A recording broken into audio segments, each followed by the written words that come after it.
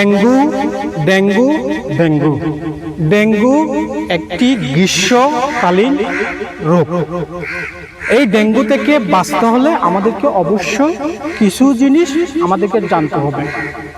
এই যে ডেঙ্গু কোথায় থেকে আমাদের জন্ম? ডেঙ্গুর জন্মটা হচ্ছে মশা থেকে।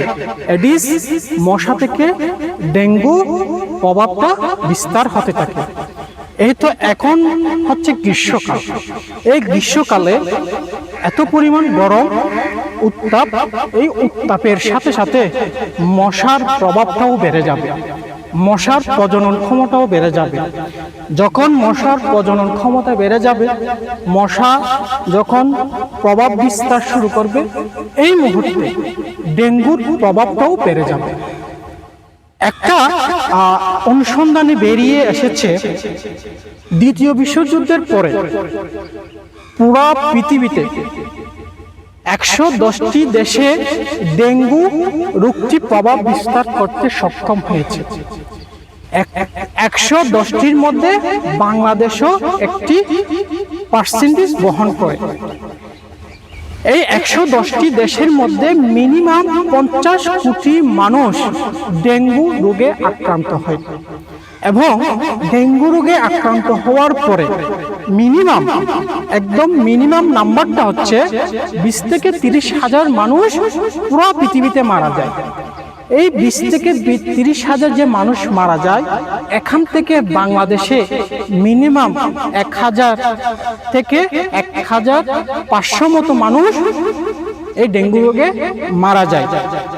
আমরা একটু গত বছরের দিকে আমরা একটু ফিরিয়ে যাই, আমরা গত বছর একটু খেয়াল করে দেখি কি পরিমাণ ডেঙ্গু রোগে মানুষ আক্রান্ত হয়ে মারা গিয়েছে। তাহলে আমাদের এখন কি করা উচিত? আমাদের এখন করা উচিত ডেঙ্গু মোকাবেলা রোধে নেমে পড়া উচিত। ডেঙ্গু রোধের মোকাবেলা করার জন্য আমাদের করণীয় কি? ডেঙ্গু রোধে মোকাবেলা করার জন্য আমাদের করণীয় হচ্ছে, আমরা আমাদের বাড়ির আশেপাশে কোনো গর্ত পানি জমা আছে কিনা, কোনো ডাবের কুশায় পানি জমা আছে কিনা, অথবা কোনো বাড়ির আশেপাশে কোনো পাতিলের মধ্যে পানি জমা আছে কিনা, পুরাতন পাতিল থাকলে, এবং উঠোন পরিষ্কার আছে কিনা। এক কথা হচ্ছে, আমি যেখানে বসবাস করি না কেন, আমার আশেপাশে পরিষ্কার পরিচ্ছন্ন রাখাটার দায়িত্ব আমাদের।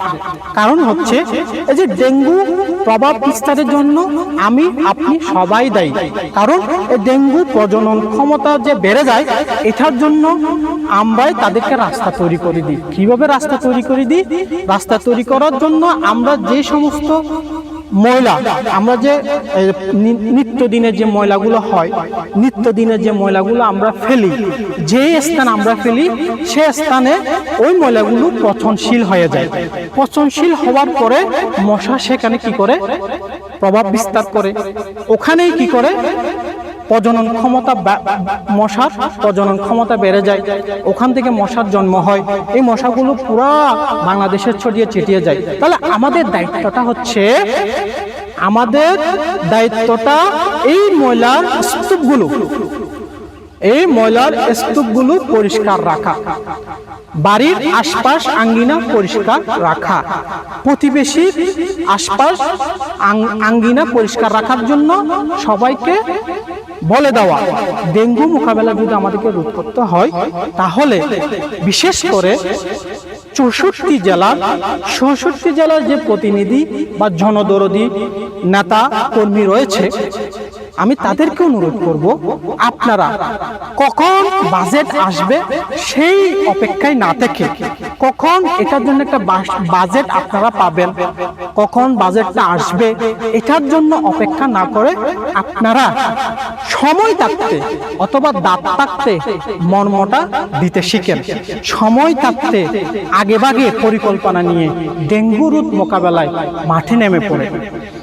আমি প্রতিটি জেলার 64 জেলার পৌরসভা, উপজেলা, ইউনিয়ন পরিষদের যে সমস্ত জনদরদি এবং জনপ্রতিনিধি রয়েছে, সবাইকে অনুরোধ করব, আপনারা সবাই একসাথে পুরো বাংলাদেশের 64 জেলার পৌরসভার মেয়র মহোদয়, উপজেলার চেয়ারম্যান মহোদয় এবং ইউনিয়ন পরিষদের চেয়ারম্যান মহোদয় সবাই একসাথে জোট হয়ে ডেঙ্গু মোকাবেলায় আমাদের এগিয়ে আসতে হবে।